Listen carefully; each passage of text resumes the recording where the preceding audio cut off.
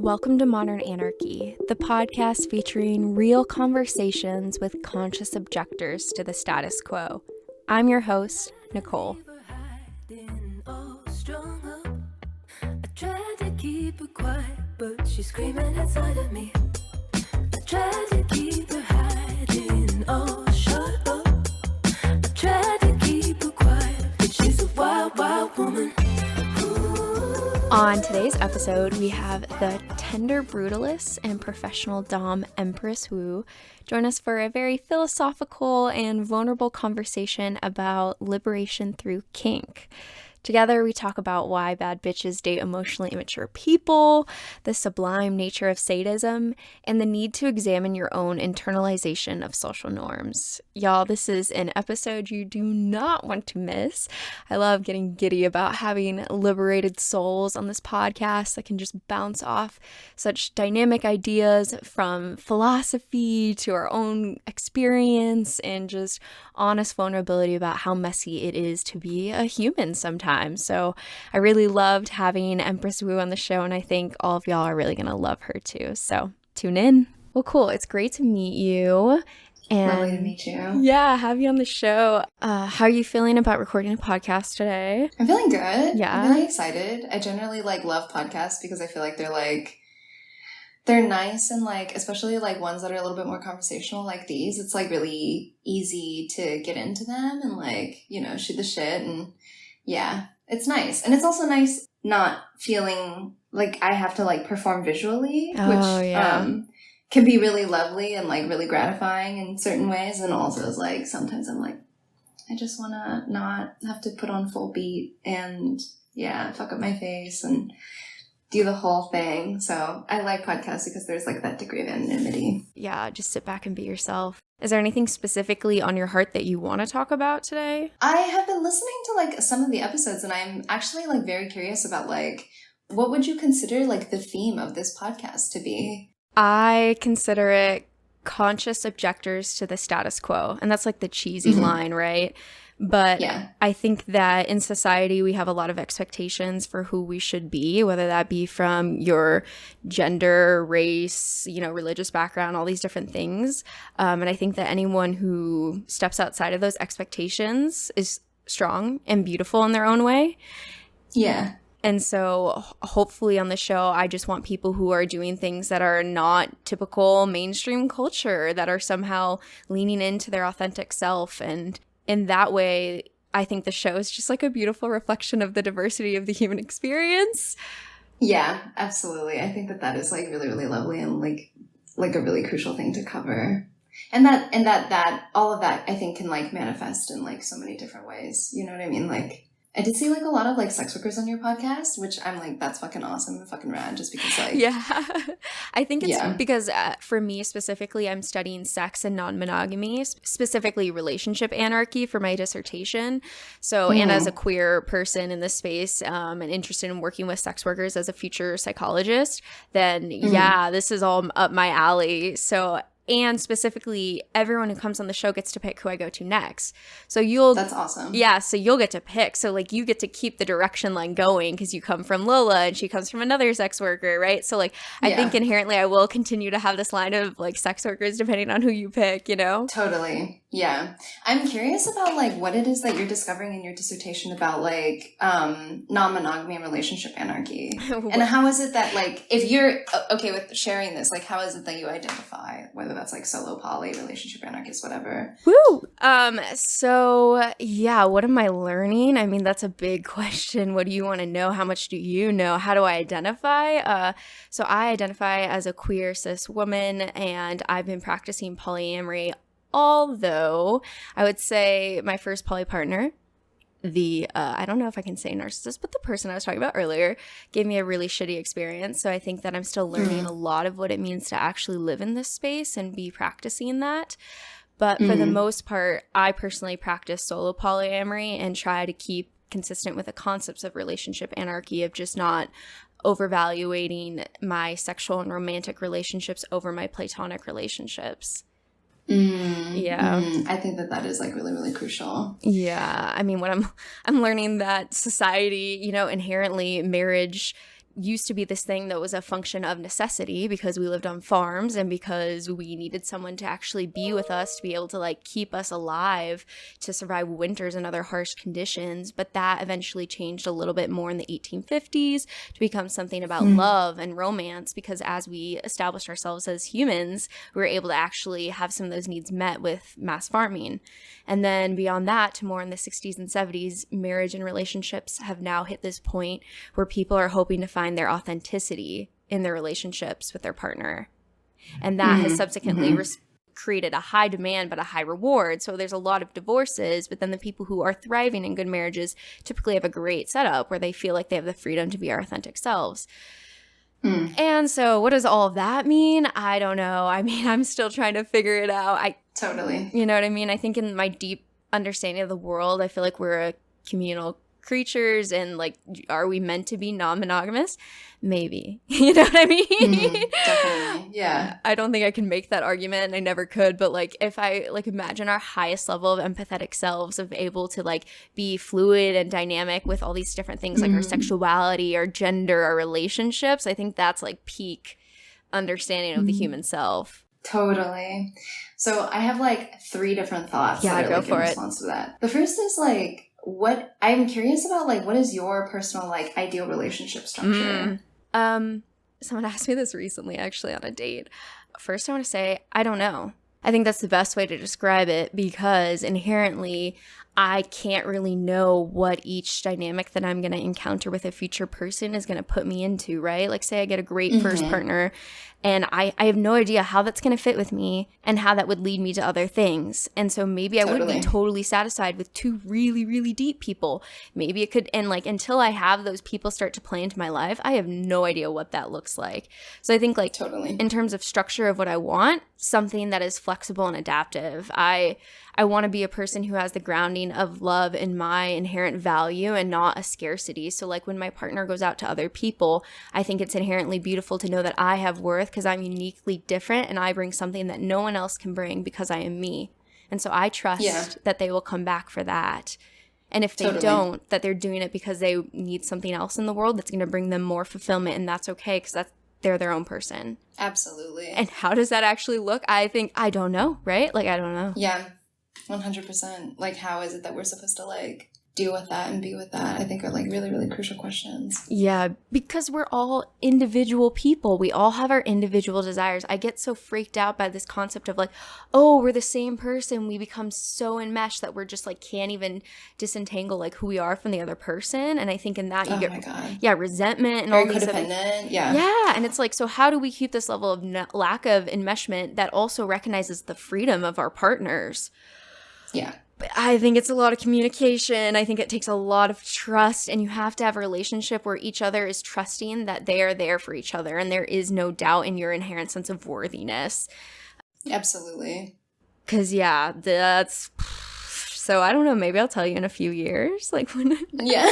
We'll check back in. We'll have a part 2 to this episode. Exactly. Yeah, this is... Totally. It's been a wild ride. You'll learn that there's people who say they want to do polyamory, but they don't mean that in any way at all. They just... I definitely know that to be true. Yeah. Yeah, they just want to be able to have, like, all freedom and not be emotionally responsible. And I think instead polyamory takes a lot of communication, a lot of talks about vulnerability and what you need. Completely. I definitely agree. The second thing that I wanted to add was, like, I wanted to know if you're familiar with Esther Perel. Yes, I have. I've heard her podcast, Where Should We Begin? Podcast. It's amazing. Yeah. I've read Mating in Captivity. Is that what you're going to reference? Yeah. Yeah, I feel like she makes, like, a pretty good, or I think that she makes, like, a pretty solid point in Mating in Captivity about, like, why, or about, like, the expectation of, like, a lot of, like, modern marriages for one person to, like, fulfill all the different, like, you know, for one person to just, like, fulfill all the different needs of their partner, and how, like, unrealistic that is. And I do think that that is, like, a really, really crucial, like, thing to be acknowledged. Yeah. Which makes sense. I think, her argument is that, like, your partner is separate from you, because if you get too enclosed that you understand them fully and think that you know them fully, which inherently no one can actually know another person. Do I even know myself? Like how could we even think to know another person? Totally. But we get into that space where like repeated cycles and we just think we can know that person and predict their behavior, which then we lose the inherent like sexual drive that's linked to that. Yeah. But yeah, so she doesn't really make a push for a monogamy or non-monogamy. But I think what's interesting about this is that like regardless of which way you go, it still does require that you have deep, intimate, personal relationships with other people to fulfill other needs. Yeah. And I think that's something that she like articulates that I think is really like her specific like acknowledgement of like desire as like being like as desire like originating in the other, I think was like a huge like shift in like my perspective of relationships for myself and like how I navigate and engage with my own sexual desire, and like wanting that feeling. Like it's like a very, very interesting like push-pull feeling between like, maybe she isn't even the one who says this, but like there's this like very, very interesting push-pull feeling between like knowing that like your desire is like other, but then also like wanting to assimilate that to like gain like a sense of stability. And like, yeah, that things that she writes in like that book like really remind me a lot of the work of like Louise Bourgeois, who does like a lot of like paintings and sculptures around like couples and like the way that couples become like enmeshed with each other. And I think that that's like really. Oh, actually, do you know who it is that may have actually like said that? I don't know if it was like Esther Perel. It might have actually just been like, do you know Deleuze, like Deleuze and Guattari? They're like these like old like 1980s like French semiotician philosophers, and I think that they talk about like desire as like something that like stems from like being an other, or of course it's either them or Lacan or something, but it inherently has to, because if you're something that you want, you recognize that you don't have it, and in not having it you create an othering. That like there is like a foreign entity that happens there, which I also think is like really, really interesting when you talk about like things like racial fetishization, and like that. I feel so clearly caffeinated right now.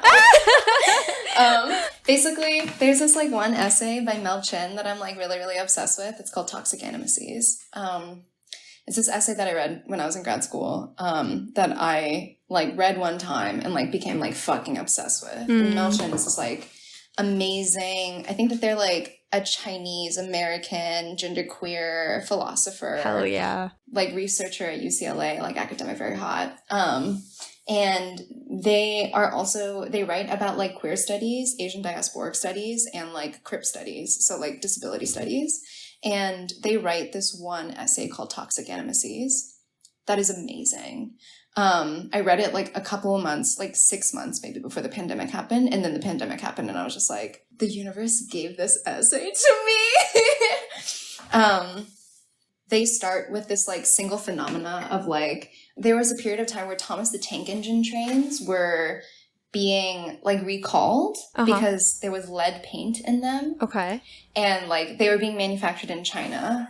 And there was a lot of like suburban uproar about like this lead paint being manufactured in China, and a lot of like racist vitriol being like leveled against like, there should not be lead paint in children's toys. Right. But Mel Chin basically posits that like there were a lot of people who assigned like a certain amount of like liveness to this lead paint, and a certain amount of like basically like an animated motive to like the lead itself.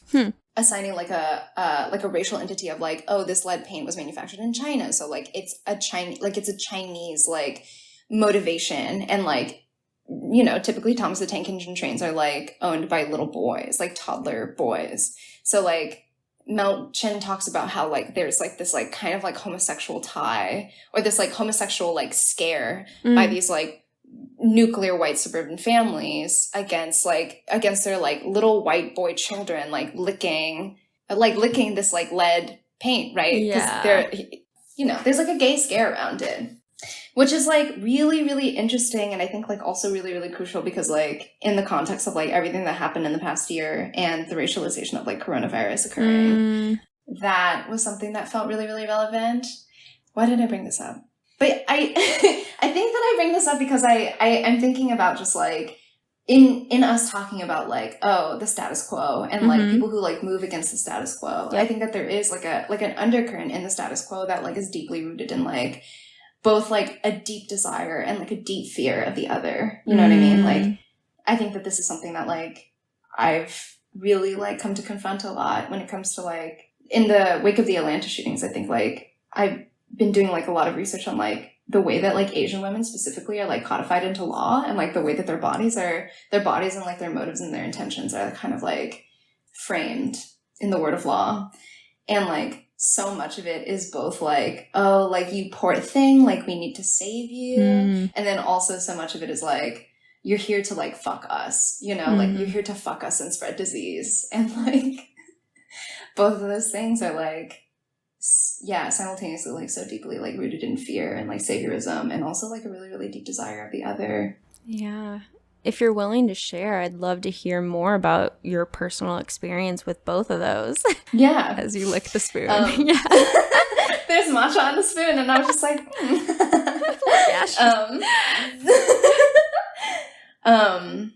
something that's really funny is like, you know, I'm out here in California with my partner and working. So I'm like primarily based in New York at the moment. And I've like started making trips out to California to see like, oh, what is it like out here? Like what's the deal? What's the clientele? Because just to clarify, I'm a pro-dominatrix. But for all the listeners at home, I am a professional dom. Yeah.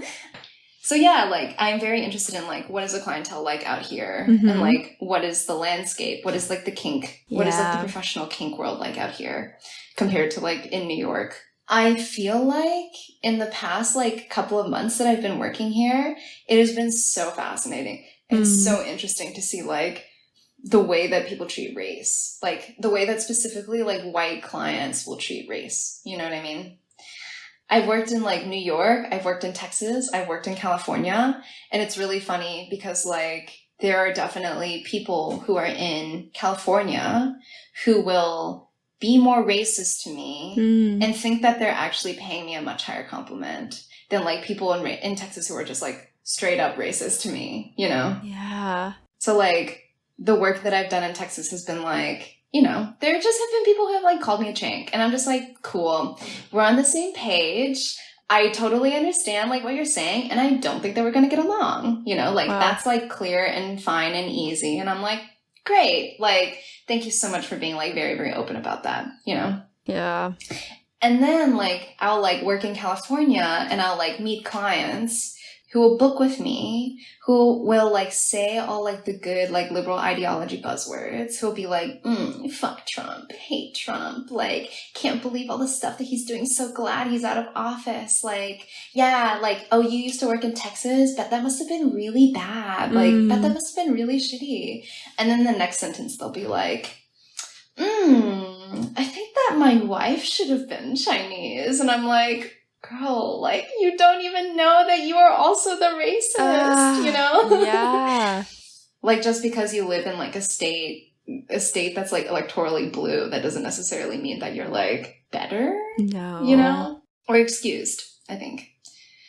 So, that's, like, a lot of, like, recent reflections on, like, how that has, like, come up in work recently. I also, like, want to acknowledge that, like, there is like a choice. And I mean, there's not a choice in like being the subject of racism, but I do have like the opportunity to choose like how it is that I want to deal with that. And like, not that I should have to deal with that, but like there is still like sometimes like a nice little teaching opportunity there if that's something that I'm interested in engaging with.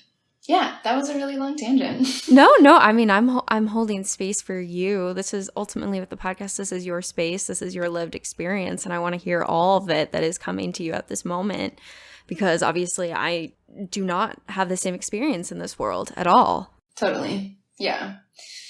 Yeah. And there's something that like I have been thinking about a lot recently that I do feel like is semi-related to what we were talking about earlier, specifically regarding like polyamory and like multiple relationships and how it is that we want to like deal with that and play with that. And so I like identify as like a poly person. Cool. You know, like I really enjoy like having a lot of people in my life. Like I really enjoy like being very open to like new experiences and like having multiple loves. And I feel like that's like a space in which I like, that's like a really lovely space for me. And like, I don't know if I identify as like a relationship anarchist, because I do really like the idea of like having a primary partner and like having that as like a space to go back to. But I think that's something that I've like really had to reckon with recently, is like what happens when you realize that like everybody is flawed, you know? Mm-hmm. I think that there is like a lot of talk about like, oh yeah, I am poly, and like I talked to these people about them being poly, but really they just like didn't want to be emotionally responsible. But like, and I don't want to like invalidate that experience for you, because it's definitely possible that those people were just like fucking lying to themselves, you know, and were not clear on what that meant. But I do also think like, what happens when like somebody really does think that they're poly and they really want to be poly, but like have just like never gotten the opportunity to like access that for themselves, or like don't know what it looks like to like access that like authenticity for themselves. Well, then let me talk about me for a little bit if you're interested, because this is something I've been exploring for myself of whether it fits or not. And this has only been within the last year. So I feel like I am that person that you're asking, like, how do you do that? Yeah. I have to bite my tongue a little bit to like, but also I can always cut whatever. I can never say whatever I want to you, and then I get to cut it. So, you're the editor. Yeah, I know. Fuck it, you'll fix it in post. You know what I mean? Exactly. So in full disclosure of my story, I met a man who basically was very avoidant attachment style, would not be really present in intimacy, and then claimed that the reason why they didn't maybe want a relationship was because like they didn't know how they felt, and a lot of the concepts of polyamory, but never even said it to me. And I had to basically pull it out and be like, hey, do you want to try this? And they said yes, to which I was like, okay, I don't know how I feel about this, but I like you, so I'm willing to look into the concept and see how I feel on my own. Sure. In doing so, I read More Than Two, which is a great book if you haven't read that, on polyamory. And as I was reading it, I was resonating so deeply with these concepts of like, yeah, my value is inherently uncomparable to anybody else in the world because no one else is me. And so when my partner picks me, so you get it. Whole thing feels secure. So then I bring this up to the partner. I was like, hey, like the book says we should be talking about a lot of this stuff, blah, blah, blah, blah, blah, blah. Meanwhile, this person that I was with had a whole nother partner that they didn't even tell me about, didn't tell the other person that they got with that they also had a partner, which was me. And so they were just lying across the board. Yeah. And it's like, that's the kind of person I'm talking about, of like, totally. I like straight up sat with this person just trying to be like, hey, let's talk about this. Let's get all together. Let's like explain this and do all this. And then like they still like run away. And like, even despite giving this person all freedom, I told him, I was like, just tell me if you sleep with anybody else so we can know for safety reasons. That's my one rule. Couldn't even keep that. That fucking blows, and I'm so sorry about you that. You have no idea. But, and also like not on the recording thing, I kind of met up with his two ex-girlfriends on Sunday, and we all chatted and all had very similar experiences. Oh my God. Very messy. Yes. Very messy. I will have to cut all of this, but like, my first poly partner, I do not think, in summary, was ready for the dynamics of polyamory, and instead was saying that in a way to kind of have their cake and eat it too. Totally. Yeah. Yeah. Yeah, which I definitely, like, I hear all that, and I'm just like, yeah, I'm not even sure if that person was just like, is poly? Do you know what I mean? Like, like, honestly, just like putting aside like all the identity labels, it just sounds like they're dealing with a lot. You know what I mean? Yes. Like, there's just like a lot going on over there. There and like is. Very curious about like what is unfulfilled. You know what I mean? Like, what is like the need that is like left unmet for them by them? The person I'm talking about, my ex. Yeah, no, exactly. Yeah. I mean, this person doesn't go to therapy, right? And I tried to get them to therapy, especially with someone becoming a psychologist. And I was like, hey, like, I will connect you with sex positive people. Like, that is my thing. And like, wouldn't do it. And so it's like, this is okay, let's get real, right? So like when I was in this relationship and all dealing with all of this and some other friendships I had, like, what do you do when you find out that the people that you love are imperfect?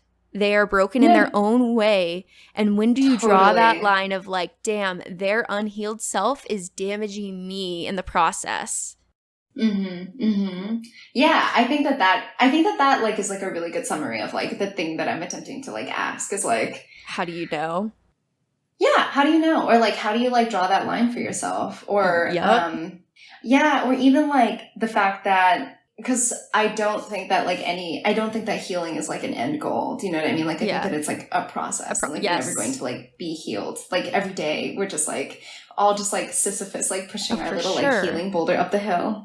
But yeah, I think that like that is like a really, really fantastic question, and something that I've absolutely bumped up against so many times in like my experience of relationships is like, you know, because I feel like part of like being poly is like that I've like learned in the past couple of years is like I start to take on the agreements. Like, part of me when I like sign on to being poly is like I start to like also sign on to the agreements that somebody makes with other people. Yep. And that is something that is like actually more like that is something that is actually like not just being poly. Like, I think that if you're like in a monogamous relationship or you're friends with somebody, then you kind of also like, you know, you kind of take in a little bit like the agreements that your friends make with other people. Certainly. You know what I mean? Like, that becomes like a part of your life and your integrity as well. Even if you're monogamous, you find a great partner, and that person might have family ties and responsibilities that are very important to them that you're signing on to. Maybe that's a kid. Maybe that's a parent that needs care. Maybe it's a best friend that they devote a lot of time to. So yeah, any relationship you encounter, monogamous or not, is going to have these expectations and different poles on our partners always. Totally. And also sometimes that's like, maybe that's like a friend that they don't have good boundaries with. Yes. You know what I mean? For like, sure. You like sign on to like a relationship, and maybe it's like they treated their ex like really shittily in the past. Do you know what I mean? It's like, that's also something that you're like signing on to, which is not to say like, oh, people can't heal and don't fucking date those people. But it is to say like, oh, this is like a really interesting thing to like start acknowledging for myself. And like also like acknowledging like where my own integrity is like not in alignment, and where I'm not like being clear with like myself and like with other people in my life. Oh, how I love when this podcast hits me right in the like my own crap, and I'm like, damn, okay, yeah, we're talking about all of it. Yeah. You're like, I'm holding space for you, and I'm like, I love you, babe. Yeah, let's do it. We're holding space for each other. Yeah. A lot of this is, when do you draw that line? When do you realize that, especially, I don't know about you, but I am very empathetic in terms of my caregiving. And so frequently I will like let go of my own boundaries just to be there for the other person, which I think gets me really trapped into cycles of people who want attention and me giving it to them, thinking that if I love them well enough, they will love me back properly. Yeah, which is, you know, that's also just like, to be blunt, that's also kind of like you putting the burden of like loving you onto another person. Sure. You know, like that like feeling of just like, if I like give enough and if I like do enough for this other person, that they're going to like love me and validate me in the way that I need, which I say because like I've been there and done that so many times. And like, and like actually realize like how that doesn't actually serve me. I think I used to be, okay, so there's this thing in like DS that's like being service oriented. That's like a DS identity, right? Or like a kink identity. Like somebody can be like either service top or service bottom. Yeah. Which means that they're like generally very interested in showing their kinkiness through like an act of service, or like being available to provide and to serve other people.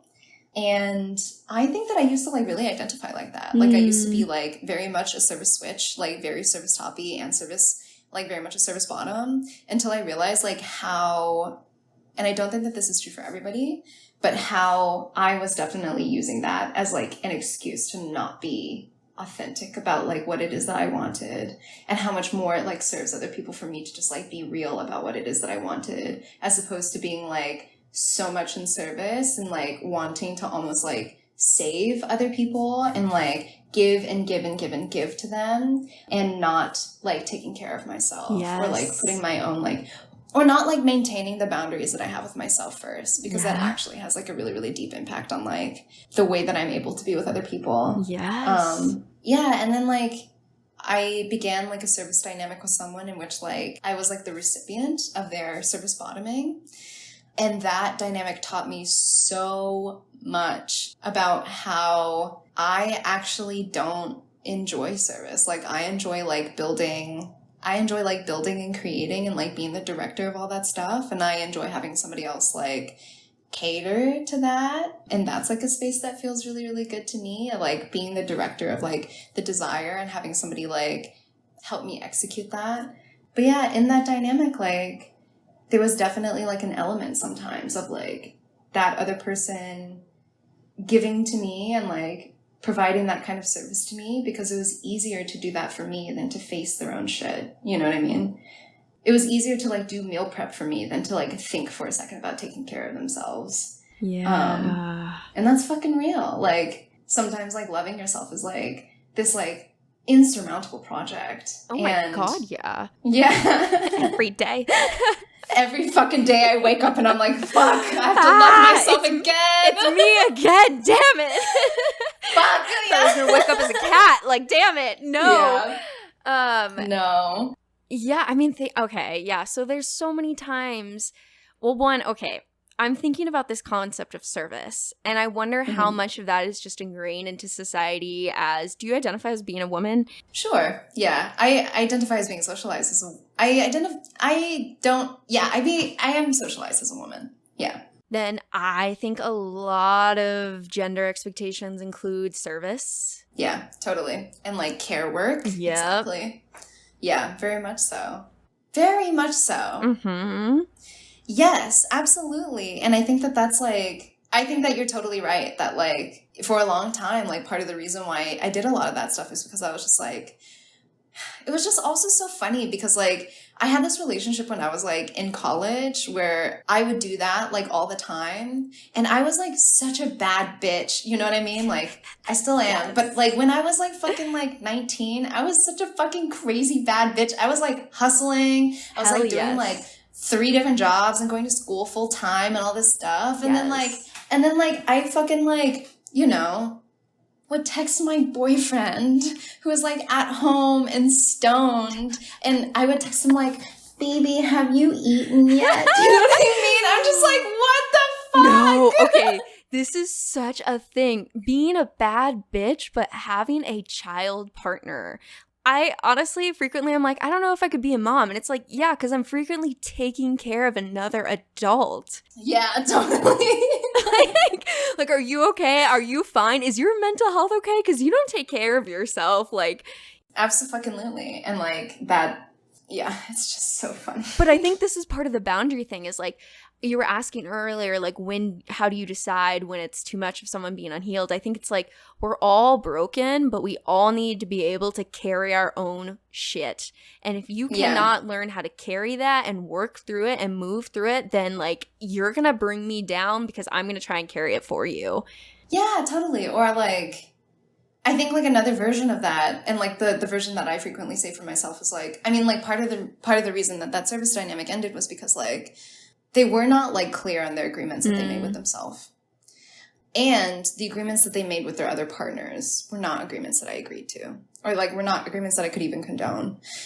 And part of the thing for me of like ending that dynamic was like, I realized that I felt so like such an urge to like fix their problems that like I could not be in that dynamic anymore. Because like I could not see past like wanting to fix their problems. And like, oh God. And that instinct is like still like really, really high. And I think that instinct is going to like continue to show up in a lot of different places in my life. But yeah, that feeling of just like, it's like, yes, like you will be bringing me down, but also just like, I can't be present for you. Do you know what I mean? Like when you're, I think like another, I guess like litmus test for that, like I should draw a boundary here, or I should like in this dynamic or in this like relationship is like a feeling of like, am I able to like see really, really clearly and like love you in a really, really present way?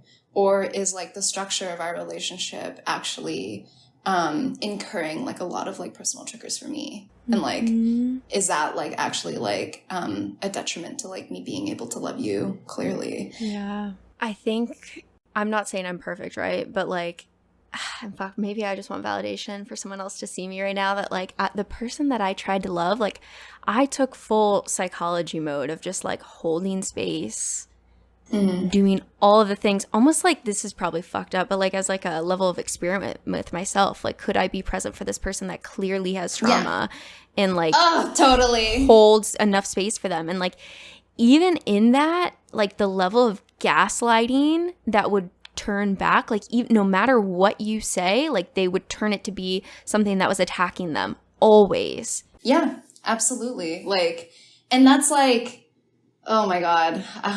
There's so much shit in there. We're talking about narcissists, and I'm here for it. Yeah, totally. I mean, I feel like also part of that question is also just like, I mean, I've also definitely done that of just like, I don't know, like if this resonates with you, but just like proving to myself that I can love somebody who's broken. Yes, you know what I mean? Like, because we're strong enough. Yeah, but that's not, I mean, like, that person is probably a narcissist, like, all of their own accord, and, like, that's their whole deal, and, like, please, I'm very happy that you, like, stepped very far away from that, but it's also, like, that whole thing is, like, also me, do you know what I mean? Like, of me being like, oh, can I prove to myself using this person, like, that I'm enough? And that's actually not honest. Like, that's actually, like, a really inauthentic way of being with another person, you know? Oh, for sure. But I think, like, no one actually thinks that way when it's happening, right? Like, I think, of course. I think once you have that thought, that's typically after you've broken up. But, like, in it, you're continually going, like, no, I'm going to love them better. I'm going to love them better. Yeah. And they're just going to show up better. I can do more. Exactly. Yeah, I can do more. And, like, if I do more, then they will be better. Exactly. Yeah. And then God. The problem is these people have to want to move on their own, and we can love them all we want, but at some point, I think what was so hard personally in my experience with relationships is like deciding when to leave someone. I was always waiting for a time at which I stopped loving that person, at which like I was just done and I couldn't stand them anymore, and like I've just never gotten to that level. Yeah. Oh, that's so true. Like we're just like, I will stop being in this relationship when I hate this person. Exactly. But then also, like, hating someone, like, actually requires, like, a deep amount of, like, affection or, like, you know, like, hating someone actually requires that you, like, want something more from that person than they're giving you. I think when you start to see the world, though, and this concept that, like, anybody who is lashing out at you is actually hurting themselves, you get this level of compassion that can override a ton of bad behavior. So you can just look at them and be like, oh, like, they're hurting, I get it, but I love them. Oh, they're hurting, I get it, but I love them. And, like, it's so hard to realize that you can keep loving someone and they can still be wearing you away like water on rock, like sandstone, just like ripping you away over years and all these like cycles of gaslighting and other things and comments that like is just, you have to learn that you can still love someone and love yourself more and enough to walk away. Yeah, definitely. And that sometimes it serves the both of y'all better if you can just like love that person from far. Exactly. From but afar. I think what people don't talk about is the fact that, like, you want to go back. When you say you're done with this person, it's not like, oh, I'm done because I love me more, so I feel happy now, I'm totally content. No, it's an addiction cycle. Like, you want to go back to that rush of the emotions you feel in the makeup, sex, or whatever, and all of that. So it's like, people try to paint it like it's easy, but instead it's actually ridiculously hard. Yeah, extremely hard. Extremely hard. And I also imagine, like, you know, I mean, I say this to you because I'm like, because I feel like I really identify with like what it is that you talk about experiencing in this last relationship. But I also wonder, like, are you also somebody who's like very high achieving? Yes. You know, you seem like somebody who like obviously has her shit together. You use she, her pronouns? Yeah, I do. Mm-hmm. Okay, so like obviously has her shit together and like obviously is like working and like busting ass and like hustling. And like I've definitely done the same where I'm like, I want to be that and I'm also going to do that for relationships too. You know what I mean? Like I'm going to be type A in my relationships as well. Yeah, that was something that like my partner and I talked about recently where he very, very kindly, or kind of sternly, but also very honestly was just like, maybe this is something that you want to look at. And I was like, not right now. Well, I mean, it's hard, right? Especially, I've tried to ask myself, like, where do we get this from? Like, was I trying to fix my parents? Am I trying to repeat that pattern here? Like, have I had other lovers that maybe I failed that I'm trying to repeat this pattern now of finding worth in our sense of ability to love and help other people? Totally. Not acknowledging the fact that, like, when you let go of those relationships, you're able to actually love yourself and thrive so much more. Like, we should not have partners that we need to baby. Like, totally. Why are we taking on this responsibility? And yeah, we are badass people who can totally do it. That's the thing. We can do it. Yeah, absolutely. So here's my question for you. Go for it. How is it that you show yourself love? How do I show myself love? How is it that you love yourself? Oh my God. Thank you for asking. Yeah, of course. Okay. How do I show myself love? I spend a lot of alone time journaling and a lot of time, it's going to sound, I guess I make everyone else talk about themselves on the podcast, and then I go to talk about myself and I go like, who the fuck cares about what you're saying, bitch? Like, you know, like that same level that I'm sure everyone else feels. Yeah. I would love to hear it. Yeah, thank you. Literally me. I asked. Yeah.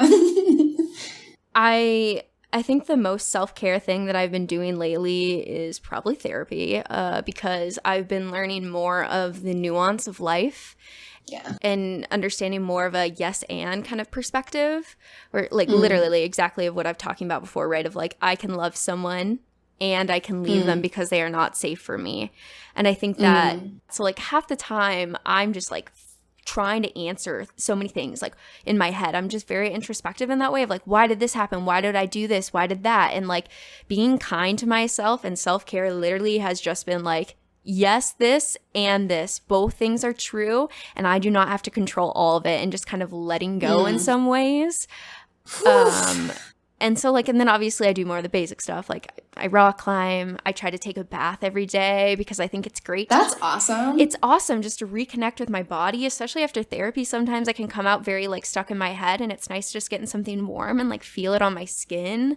Spending good time with friends, trying to feed myself in ways that my body enjoys. And like I started going to physical therapy because I've been having a lot of pain that I didn't want to acknowledge, and like spending time investing in taking care of myself. That's great. You know? That's fucking great. Yeah. Taking care of the body is like so crucial for like mental health. I mean. Yeah, and I'm a yoga instructor. I was like, how could I at my age be like hurting in so many ways? I was like, damn, I need help. So like being honest when I need help from other people, and acknowledging that I don't have all the answers for self-care every day, and sometimes it doesn't work. You know what I mean? Yeah, definitely. Some days I'm still really sad or worried or whatever, you know? Totally. That sounds really, really beautiful. That sounds like a really, really like holistic and full self-love routine. I try. I think I've just had and I also smoke weed, so that helps. Yeah, significantly. I spent a lot of time creating and trying to do the artist way. I don't know if you've ever heard of it, the book. Yeah, I've been doing that stuff. So trying to get more into like me, but it's like, damn, it's not easy at all. It's not. It is fucking not. Oh, I know. True. But like I would not be here right now if I was not in therapy. There's just no way. Bro, therapy fucking slaps. I love therapy. My therapist is such a bitch. Like, she's so amazing. Mean. She's stone cold. You know what I mean? Like, she's amazing. I love her. I think that the way that she says stuff, like there's some times where I'm like, she's judging me. And then I'm like, that's just my brain thinking that she's judging me. And this is like all part of the process, which is very funny. Exactly. And that's the whole work. I think journaling after therapy has been really nice too, because sometimes I feel like I go to a session and then you walk out and you start doing your other task, and like all of that cognitive work just kind of like disappears to the background. That's like the thing that you talk about with your bath is like, I'm actually very inspired by that. Like, I like the idea of like having something that like has you return back to your body after you do the work in therapy. I think that's like really crucial and really important. Yeah, definitely. It can help you allow to reconnect. And especially like half the time I'm like, do I want a bath? It sounds like so much work, like blah, blah, blah, which is like, but like once you're in it, it is so worth that level of just relaxation to like feel present. That sounds amazing. Amazing. I know. I do want to ask. I mean, your work as a dom. I'm like, I want to know about it. I mean, how do you describe it? I feel like I describe it in so many different ways. That is a great question. How would I describe my labor as a dom? I talk about it as like an extremely embodied practice. I talk about it as like construction of like rituals and altars. I describe it as like an artistic endeavor. I describe it as like the recontextualization of violence. That's something that I really, really love. Yeah, like transfiguration of violence and beauty and all that stuff. And also, you know, sometimes I'm just like, I touch and humiliate men for money. Yes! Yeah, so that's it. I love it. It's like, it's such a dream job, you know what I mean? Yeah, I don't think people know what you mean, actually. As I was at my physical therapist yesterday, I was like, oh, I'm recording with a dom. She's like, what's that? And I'm like, oh, like dom, submissive dom. You know, she's like, nope. And I'm like, okay. So you say that. And I think people still have no idea what that means. You actually do. She's like, okay. And you're like, all right. You just end the conversation. But yeah, so I basically like torture and humiliate people for money, typically men, right. But I would love some more queer clients. Please hit me up. It is like really deeply rooted in like eroticism, but sometimes it's not. Sometimes it's just like, you know, kind of akin to like physical therapy in a different way where sometimes I feel like I'm like strengthening the relationship between like mind and body, and sometimes I think that I'm like changing that relationship between like mind and body and like what is associated with what where. Typically my sessions look all different types of ways. Like I know that you recently did a thing with Lola, and Lola's big thing is wrestling. She's very good at it. The things that I really enjoy, like I'm a pretty intense sadist, so I love hurting people in just like really, really like brutal ways that like leave both of us like really breathless. Speaking of breathless, I also love breath play. So love suffocating people, love like guiding them through like a little guided breathing meditation, love putting my hand over their mouth, love putting my hand on their throat, love putting their head in a bag, love, pouring water on their face, love putting their head face down in a bathtub, like drowning, that whole thing. Like, I just love like the whole gamut of breath play. I think that it is so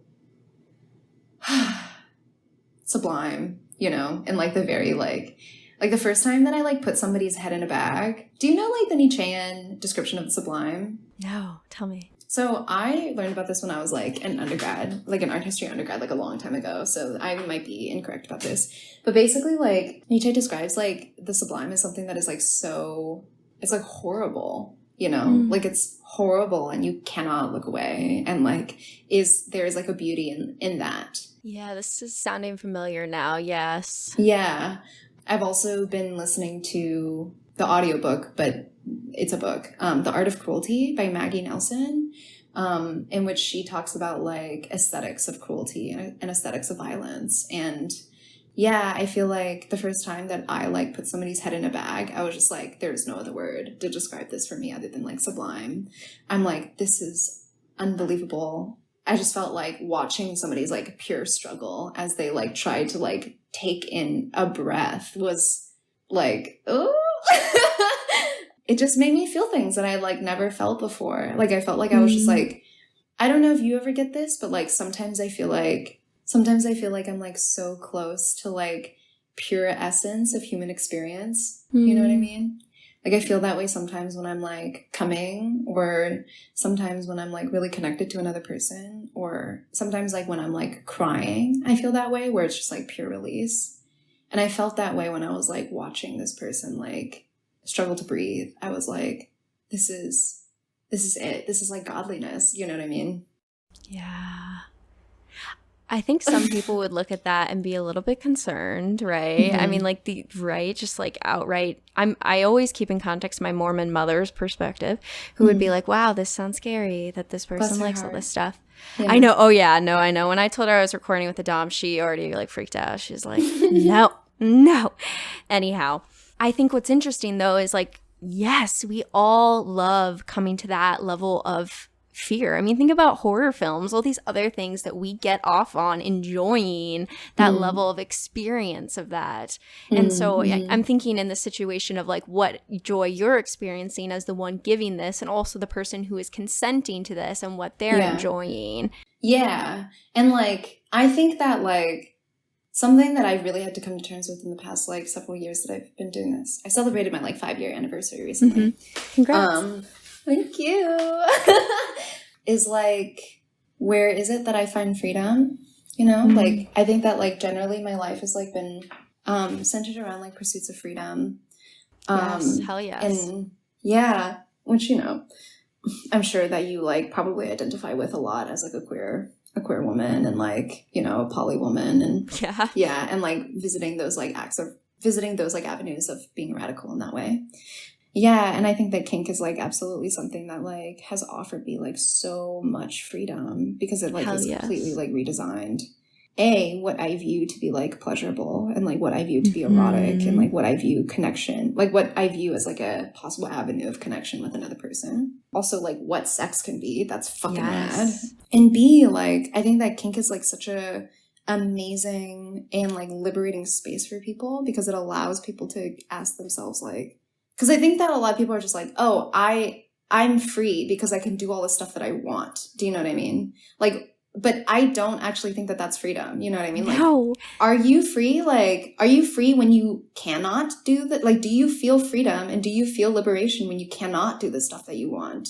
Or when you are not seen as like who you want to be seen as? Like, when you are seen as like someone who's ugly or like bad or like, you know, weak, like, do you experience freedom in that? And if the answer is no, then like maybe you should ask yourself, like, if your freedom is like a fair weather freedom. Do you know what I mean? Yeah. I mean, think about, I've heard the term consensual monogamy. Yeah. Have you addressed the fact that the societies around you have enforced the value of monogamy? Have you asked yourself, is that what I actually want? When you strip away everything and start from ground zero of asking, what are my values and does this live in accordance with me? A lot of people don't do that. And they would say, I'm super free. Like, I don't have any restrictions, but not even recognizing the level of internalized various things, homophobia, monogamy, like all of these things live inside of you that if you don't check, you would never even know that you might enjoy kink at all. Totally. Absolutely. Yeah.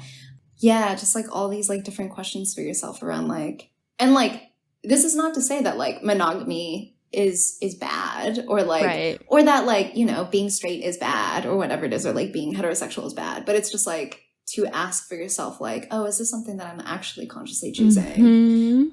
There's this like one quote that like a friend of mine, she said it and it like punched me in the throat. I love that. That was just like freedom is the freedom to be wrong. You know what I mean? Ooh. Yeah. Yeah. So I think that that's something that like is amazing, is like really crucial and really incredible. And I think that kink is just like the avenue through which I want to like engage with that and explore that. Hell yes. And you can only be wrong if you try, right? Yeah. Like so many people need to get out into the kink space and try stuff. Totally. See if you like it, and you might not like any of it, but then you know, and you have the freedom to try. Absolutely. You know, like, yeah, you can like figure it out for yourself. Like, yeah, I think that that's really, really lovely. I think people just get a very closed-minded concept of what kink can be. Totally. I think that a lot of people are just like, it's like whips and chains and choking and daddy, and like, I love rough sex. And I'm like, girl, I love rough sex too. And also, like, oh my God, it's so much more. It's so much more than that. Like, I've been having like a lot of queer experiences recently. And recently, like, went back to my first like public play party. It was like a closed invite, but it was like the first play party that like I had been to for like over since the pandemic started, basically, where I did not know everyone. And I just had the most intense time just like having these like erotic, like breathtaking experiences with people. And I didn't even take off my underwear. You know what I mean? Like just this like crazy, like very connective, like. You got to tell me more details. Oh my God. I was just like, you know, I was like unleashed. I was like a fucking monster.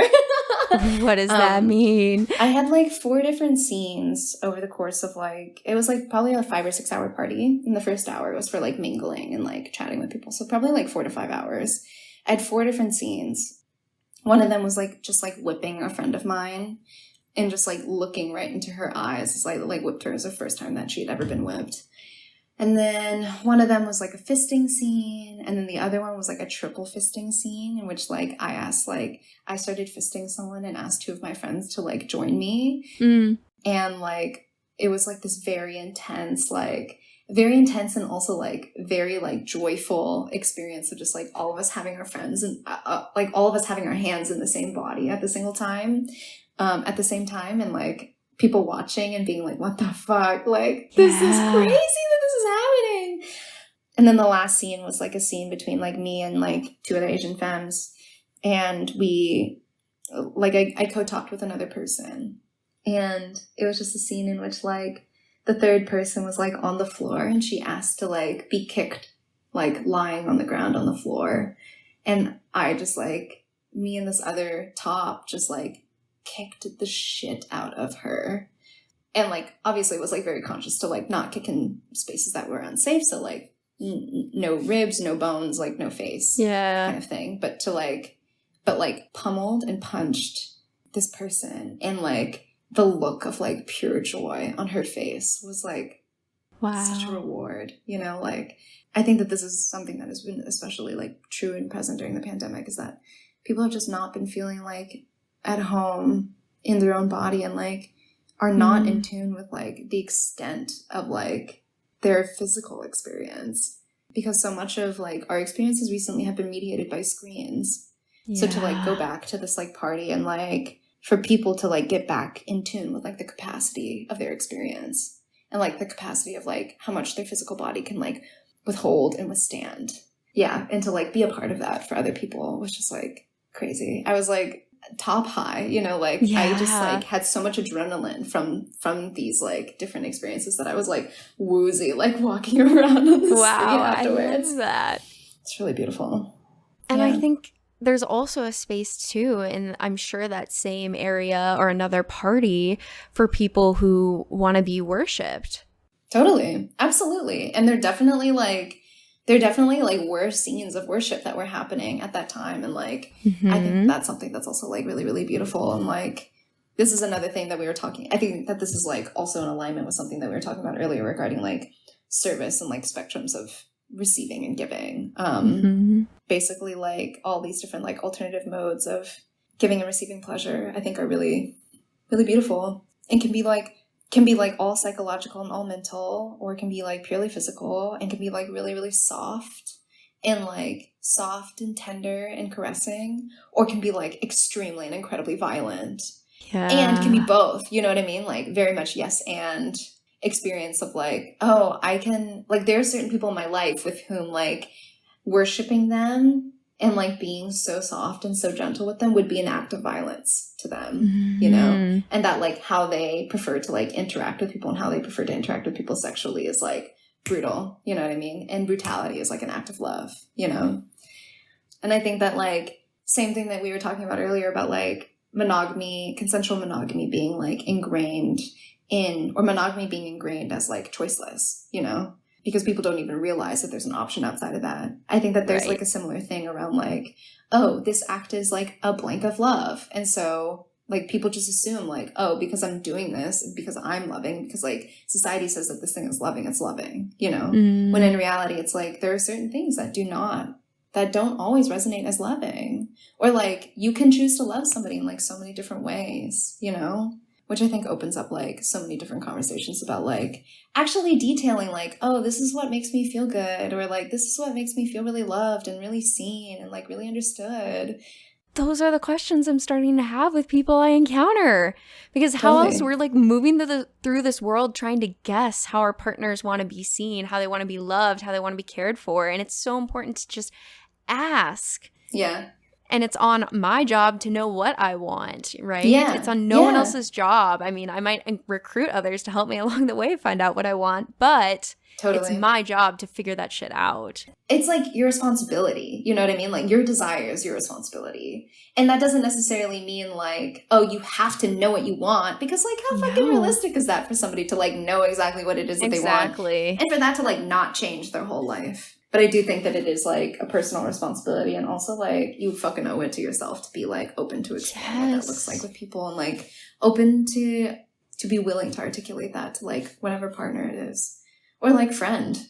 Yeah, it's just as great to say, I don't know, I want to figure it out together. Yeah. Let's have play here and figure out what and as long as you know to communicate as you go through it, you will figure it out. And that's part of the journey is like we said earlier, it's the freedom to be wrong. So you might go through a whole scene and hate it and realize, yeah, that wasn't for me. And that's how you learn and do the responsibility of learning, is putting yourself out there and not being afraid to fail. So yeah, we're not asking for perfection. We're asking for a willingness to learn.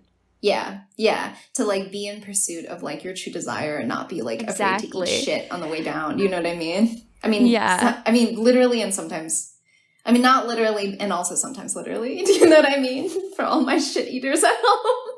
Exactly. Yeah. Totally. I mean, as one of my friends would say, like, we're all beginners somewhere along the spectrum of learning and coming new to this, and just like being kind to yourself to figure it out. I do want to ask though, because I mean, you got into this and like, how did you get here? Girl. You don't just wake up being like, yes, this is what I do. I'm going to be a true. dominatrix. I just like, I'm a little curious. Oh my God. I ask myself the same question every fucking day. I ask myself the same question like every day. Like, how did I get here? You know? Yeah. Short answer, Craigslist. Long answer. Hilarious. Like Lola? Yeah, I guess so. Yeah, Hilarious. did she also like find herself here through Craigslist? Yeah. Cool. Well, yeah, that's something that she and I have in common then. Love being like fuckable age during the That internet time. years, you know? Yeah. But yeah, short answer, Craigslist.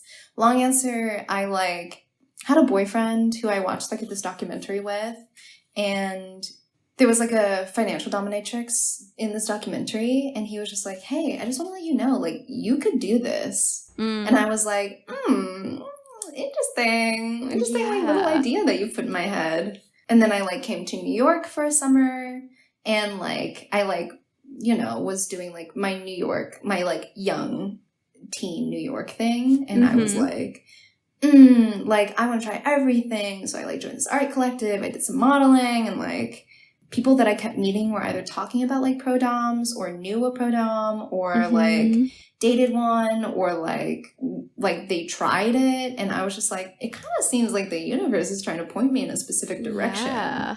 So then I just went on Craigslist. Yeah. And I joined this little like financial boutique dungeon or financial district, this little boutique dungeon in the financial district. Wow. That no longer exists. Yeah. And the rest is history. It has been a while. It has been very fun. For sure. Do you well, Craigslist doesn't exist anymore. So someone out there who's listening to this and wants to explore it, do you have any advice of how someone could get into being a dom? Or yeah, I would do it in a very different manner. And I also think that it is very geographically specific. So in New York, the way that you would be able to do it is by the way that most people start out in New York is that they find like a dungeon or a house that like caters to that specifically. And I would do that. I would like call them and like give them your stats and like say that you're really interested in doing it and say why you're interested in doing it. Be honest about that. If you are not in a city in which those exist, like I think that they have those in like New York, Atlanta, and LA. I don't know what other places they have those. If you are not like capable of doing that, like because of like where it is that you live, or I would like find your local kink community. And like sometimes that means like doing kink events and like attending play parties like in person. Sometimes that means like attending like events like online or like gatherings online and like seeing what other people can do and like connecting with other people online, finding like a gathering of people that makes you feel like really seen and heard and respected. And then also finding like partners that you feel like you can trust to like practice with and like play with and like really like get your chops up about. I also would say like if you have the income for it, hire a professional, like hire someone who's already in the business and see what a session is like. Do you know what I mean? Like see what the process is like figure out what that looks like, both from like what the actual in-person session is like, but also what is that like from like when you are trying to sign up for a session, like what is their email correspondence like? Do you know what I mean? Like all that stuff. See how it is that they conduct themselves from like beginning to end. What is their internet presence like? What is their online persona like?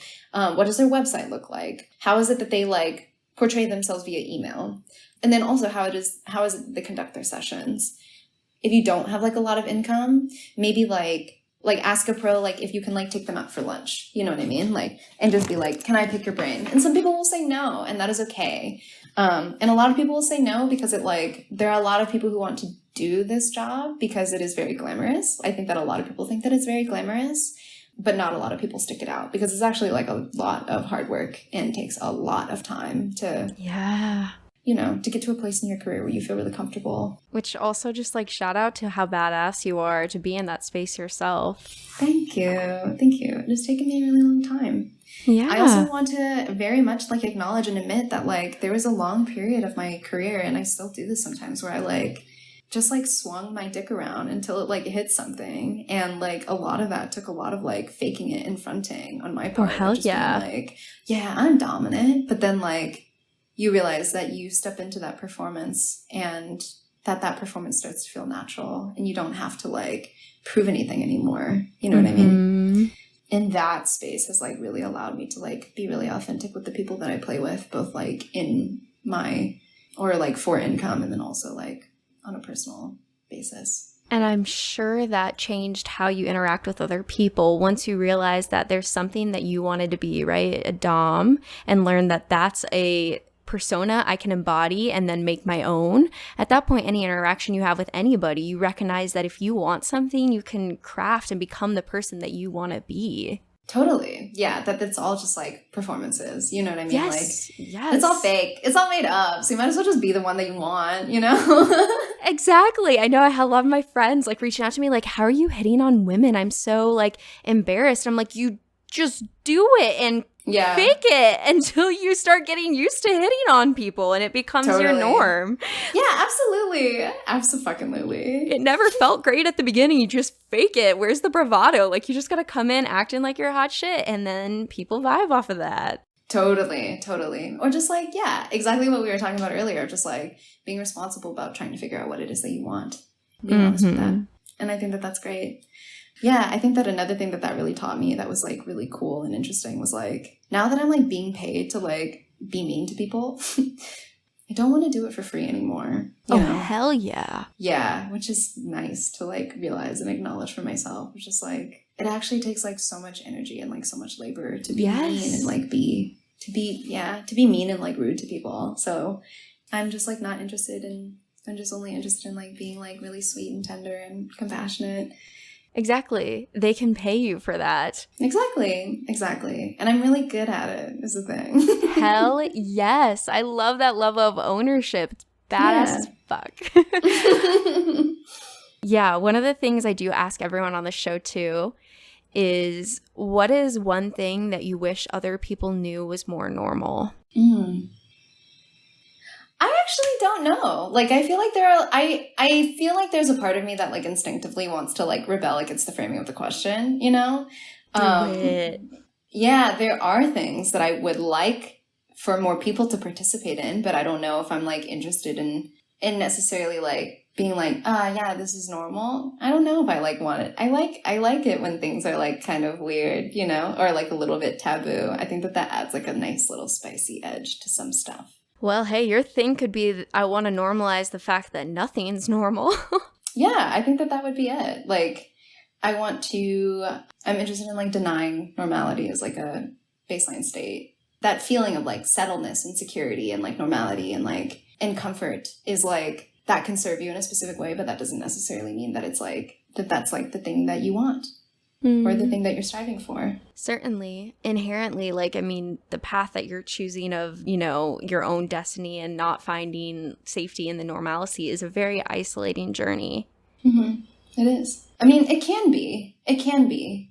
I'm saying it can be beautiful too, because in that you're following your authentic self always, and knowing that you don't need to find answers in normalcy. You know what you need and you know what you want, regardless of whether other people like it or not. And that's inherently true to your authentic self. And that is beautiful. And I just want to leave space that it's also not an easy road. It's not. Yeah. And also just like, I think that maybe that's the thing, is that like, that experience of like loneliness and like that experience of like isolation that you experience is like literally something that everybody has. And like, there's something that you're like tapping into that's really universal. That voice in your head is like telling you that you're alone and like nobody else experiences this. And like, it is very, very like specific to you. And like, sometimes that voice tells you like, oh, you're alone and you're like broken and you're defective. But like, really that's like, there's like a voice in everybody's head that is saying the exact same thing, which is very funny. Yeah. Very ironic. I think that would be my answer. Feeling alone. Feeling alone is normal. That's beautiful. And very true.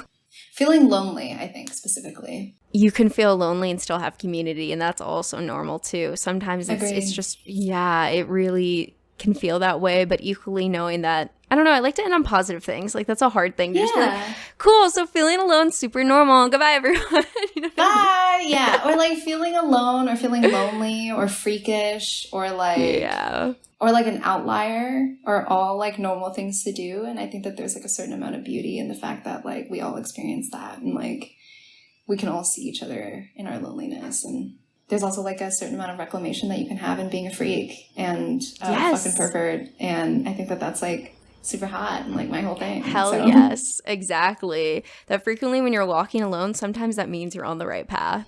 Definitely. Yeah. Well, it's been great to have you and just chat with you and get to learn more about your brain and your perspective. Oh my God. Thank you for like guiding me through this crazy caffeinated state.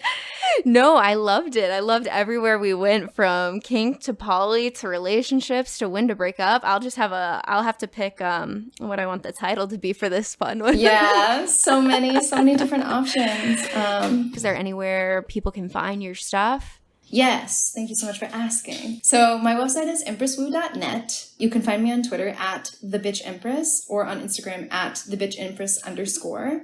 I organize with 3 different organizations: Red Canary Song, which services like migrant massage laborers in Flushing, Queens; Kink Out Events, which does like kink art activism for sex workers often; and then also Veil Machine, which is like an artist collective between me and two other doms, Mistress Cleo and Mistress Sybil. Amazing. I'll make sure I put all the links below so people can find all of it. Thank you. Yeah, thank you so much.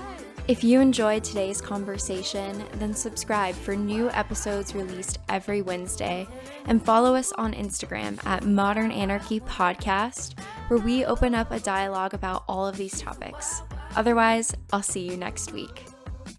And a special thanks to one of my favorite artists, Yor Smith, for the intro and outro song to this show.